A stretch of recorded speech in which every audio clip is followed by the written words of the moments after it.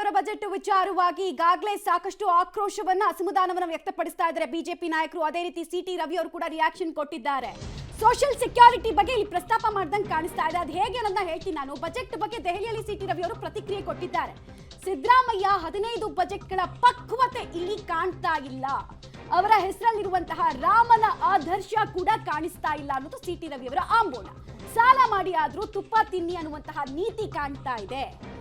ವಕ್ಫ್ ಆಸ್ತಿ ರಕ್ಷಣೆಗೆ ಹಣ ಇಟ್ಟಿದ್ದಾರೆ, ಮುಜರಾಯಿ ಆಸ್ತಿ ರಕ್ಷಣೆಗೆ ಹಣ ಯಾಕಿಟ್ಟಿಲ್ಲ ಅಂತ ಕೇಳ್ತಾ ಇದ್ದಾರೆ. ಸಿದ್ದರಾಮಯ್ಯನವರು 15ನೇ ಬಜೆಟ್ನ ಮಂಡಿಸಿದ್ದಾರೆ. ಬಹುಶಃ ಒಂದು ರಾಜ್ಯದ ಮುಖ್ಯಮಂತ್ರಿಯಾಗಿ ಈ ರೀತಿ ದಾಖಲೆ ಪ್ರಮಾಣದಲ್ಲಿ ಬಜೆಟ್ ಮಂಡಿಸುವಂಥ ಅವಕಾಶವನ್ನು ದೇವರು ಅವರಿಗೆ ಒದಗಿಸಿ ಕೊಟ್ಟಿದ್ದಾನೆ. ದುರ್ದೈವದ ಸಂಗತಿ ಏನು ಅಂದರೆ ಅವರ ಅನುಭವದ ಪಕ್ವತೆ ಬಜೆಟ್ನಲ್ಲಿ ಎದ್ದು ಕಾಣದೇ ಇರತಕ್ಕಂಥದ್ದು.